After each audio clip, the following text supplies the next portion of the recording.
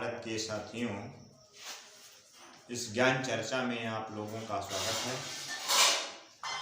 मैं लोगों को ये बताना चाहता हूँ कि व्यक्ति को क्या करना चाहिए, क्या नहीं करना चाहिए, जिससे हमारे देश में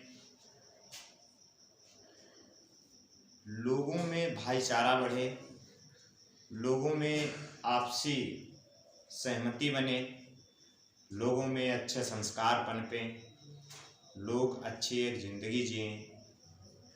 क्योंकि हमारे देश में ऐसी समस्याओं ने जन्म ले लिया है जिससे लोगों के अंदर से भाईचारा खत्म हो गया है,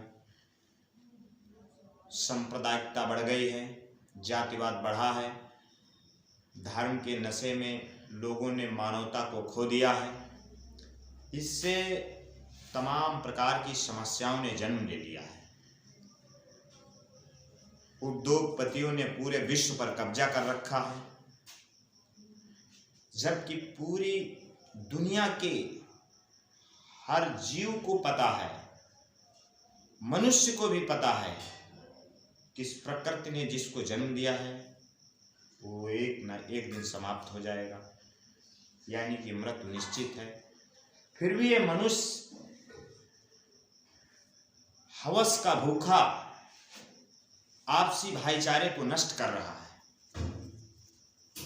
किसी के अंदर हुकूमत का नशा है, किसी के अंदर पैसा इकट्ठे करने का नशा है, किसी को शोहरत बटोरने का नशा है। इन तमाम प्रकार के हवस इस मनुष्य को एक ऐसे मोड़ पे लाके खड़ा कर दिया है कि इस देश या पूरी दुनिया में समस्याओं का अंबार लग गया है। तो इस ज्ञान की चर्चा में मैं कुछ अपने वक्तव्य, अपने विचार रखना चाहता हूँ जिससे लोगों में सुधार आए कि गरीब को क्या करना चाहिए, अमीर को क्या करना चाहिए, और गरीब को क्या नहीं करना चाहिए और अमीर को क्या नहीं करना चाहिए।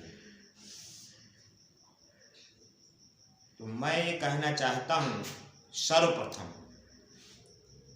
कि गरीबों को जो भी गलत आदतें हैं सबसे पहले उनको छोड़ देना चाहिए। सिर्फ ज़रूरतों को पूरा करने के लिए जो हमारी पहली ज़रूरतें हैं उनको पूरा करने के लिए काम करना चाहिए।